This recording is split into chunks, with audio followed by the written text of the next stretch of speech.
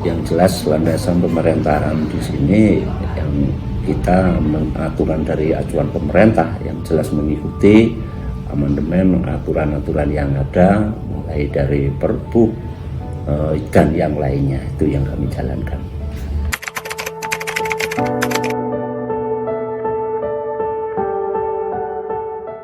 Visi misinya yang jelas kita meningkatkan perekonomian itu demi kesejahteraan warga masyarakat khususnya, apalagi di situasi yang sekarang ini pandemi COVID-19 ini betul-betul terasa gitu.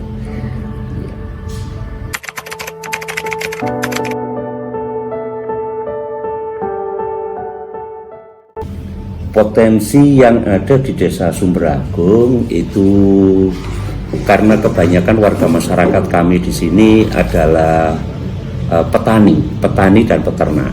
Petani kebun, utamanya kopi, durian, itu diantaranya buah-buahnya. Kalau peternaknya yang jelas di sini ini adalah peternak sapi perah.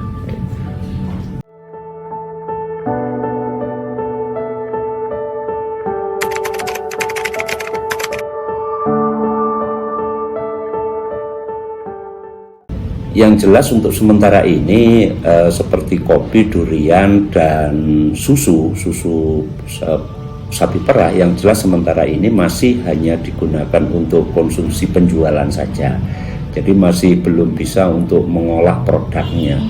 Jadi sementara untuk kopi khususnya masih ini dikerjakan oleh kelompok tani. Dari kelompok tani ini mulai membuat produk bubuk ya, jadi proses pengolahannya membuat bubuk yang diprakarsai oleh Bapak Santoso dan Ibu Sumiherni dari Kobuan. Jadi proses pembuatan kopi. Kalau yang lain ini masih hanya untuk dijual di luar gitu aja. Iya, ya.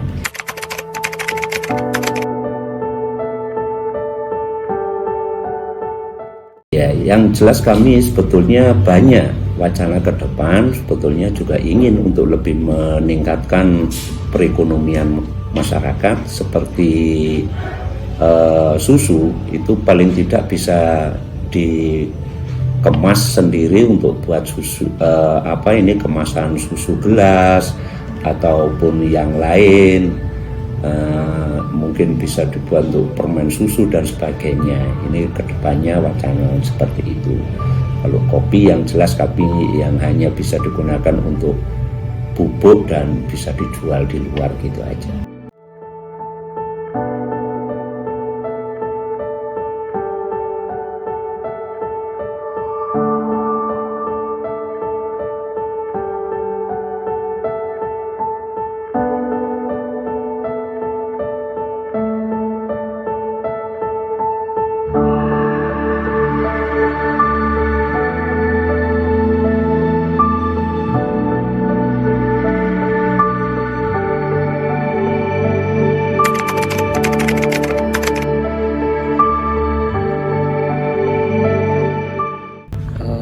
Berdasarkan hasil laporan terakhir di bulan ini, yaitu jumlah penduduk desa Sumberagung ada 5.256, yaitu laki-lakinya 2.707, perempuannya 2.549. Hampir 75%. Ya, di desa Sumberagung itu mayoritas petani dan peternak.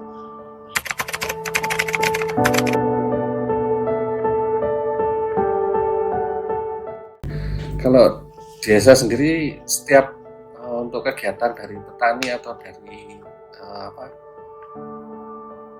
pengrajin atau apapun selalu support. Di samping berupa alat, kita juga mengasih berupa dana. Kita setiap tahun sebelum kita mengacu ke pembuatan APBDes itu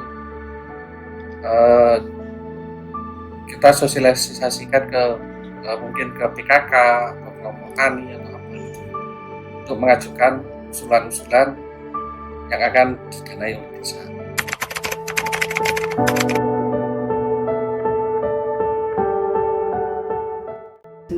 Ya, awalnya itu ada KKN UM awal 2019 itu memberi pelatihan batik tidai itu sama ekoprint. Terus dikembangkan karena di sini sudah ada warga yang sudah menangani batik tulis, sehingga kami diajari secara gratis batik tulis. Terus produksinya jadi bermacam-macam selain yang diberikan UM gitu.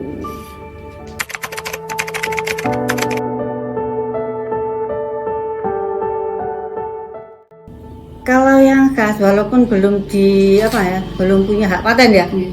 Ini rencana, ini omong-omong dengan desa juga belum. Cuma kami kelompok sudah deal, sudah sepakat. Kalau misalnya kita kopi banyak ya, se-Indonesia banyak, durian banyak ya toh. Nah, kita ambil dari peninggalan sejarah itu Karaeng Galesong. Kita bukan ngambil mahkotanya, bukan ngambil bunga kambojanya, enggak, tapi kita punya ciri khas batu batanya. Karena batu batanya tuh besar, tebal. Kalau sekarang bisa jadi 3 lebih gitu loh. Jadi nanti semua produk motif apa saja kita ada batu batanya. Seperti itu.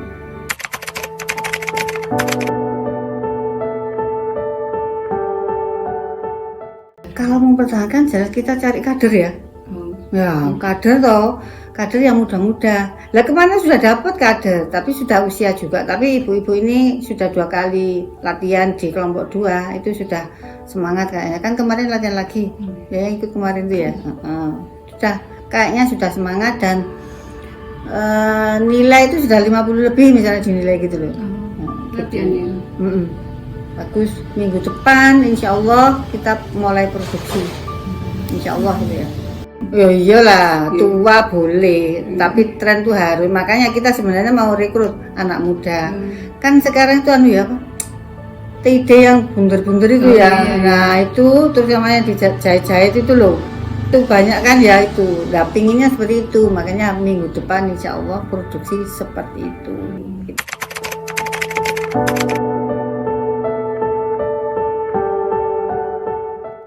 Dari 100.000 sampai 300.000 itu kalau langsung beli di sini dan dipakai sendiri.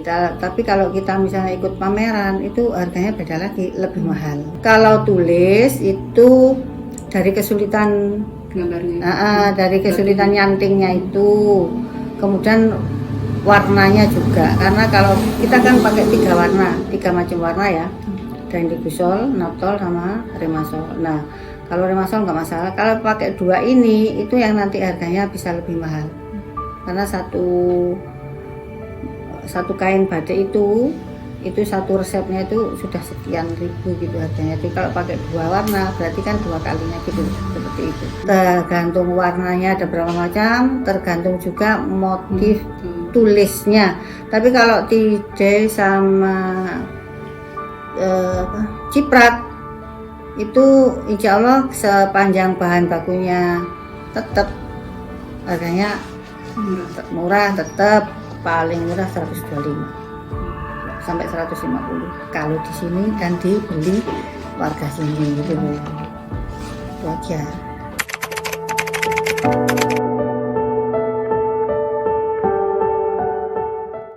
Kalau perkembangan tuh menyesuaikan ya.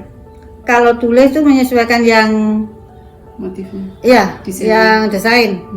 Tapi kalau yang tidak, yang dilipat-lipat tuh, wah itu sudah ada di sini semua itu ya. Atau kalau nggak gitu kan di YouTube ada. Belum tahu YouTube dulu sudah pernah praktek gitu ya. YouTube itu sangat membantu. Itu paling mudah itu. Kalau yang berkembang sekarang ini malah kan dulu ekoprint nggak produksi ya, karena apa? Pasarnya itu menengah ke atas dan bahannya itu beda dengan batik tulis. Dan kalau mau bagus ya bahannya beda batik tulis sama TID sama yang ciprat itu. Jadi sampai sekarang belum produksi lagi gitu loh. Nah tambahan ini ada batik ciprat itu yang mudah cepat.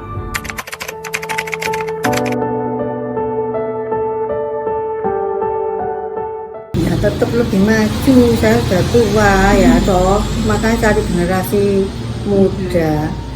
Terus kan nanti motif-motif itu kan ada yang mungkin yang terkini itu jadi bisa tercover di sini. Maunya gitu ya, maaf ya, rodok sombong ya, maunya jangan sampai Sembrango kesaingan orang lain gitu loh. Ya toh? Ya iyalah, artinya produksinya itu loh ya. Bagus, banyak yang menggunakan, punya ciri khas, punya hak paten. Kita belum punya hak paten karena motif kita itu kan belum, desainnya sudah punya hak cipta, tapi hak patennya untuk Sembrango belum punya.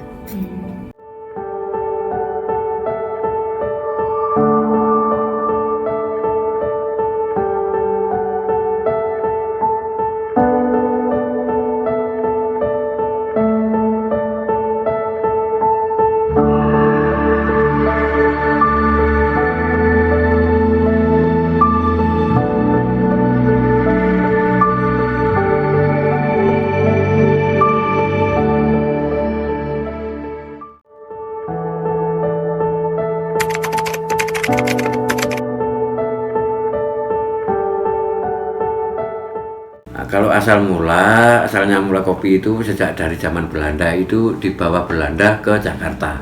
Di Jakarta terutama ke Batavia. Namun di sana itu gagal karena di Jakarta sering banjir. Nah, lalu dikembangkan, disebarkan di seluruh Indonesia termasuk Semberagung. ini. Ya, Semberagung ini.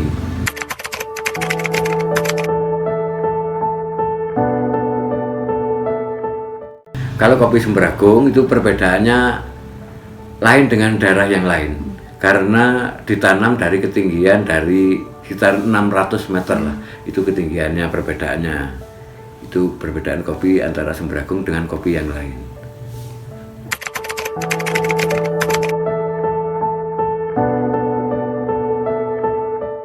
Kalau kopi itu macam-macam, tapi yang terutama di sini yang saya jual hanya kopi Robusta. Karena kopi Robusta itu hasilnya melimpah, perawatannya mudah. Kalau lain dengan kopi Arabica, Arabica kan sering rentan daun, jadi perawatan kita perawatannya lebih susah.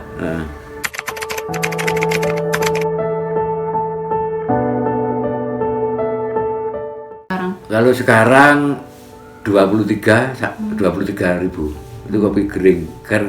Kalau yang basah? Kalau yang basah, kalau kopi 23 itu kalau lebih basah itu sekitar 5.000 kopi basah. Berarti kalau kopi kering Bapak memproses sendiri? Kopi kering saya proses sendiri. Itu kopi yang saya jual hanya kopi abal-abal. Kopi abal-abal bukan kopi yang saya proses. Kalau yang proses itu ya kalau dijual ke pasar Kira-kira? rugi saya. Rugi. Kalau harga kopi semacam ini kopi proses itu ya kopi saya proses itu dijual di kafe yang beli. Kafe yang beli kalau ada di pasar itu harganya 23.000. Kalau kafe yang beli itu 35.000 karena diproses, ini kopinya diproses.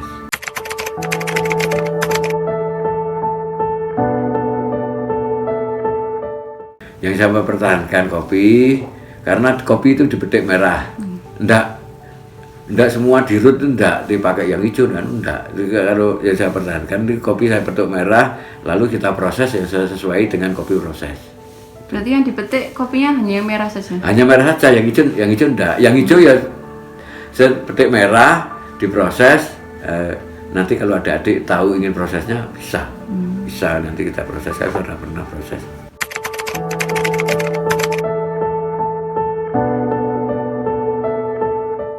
Lalu perawatannya kita pakai pupuk organik, tidak pakai pupuk kimia. Jadi untuk mencipta rasa tetap kita pertahankan masalah rasa kopi.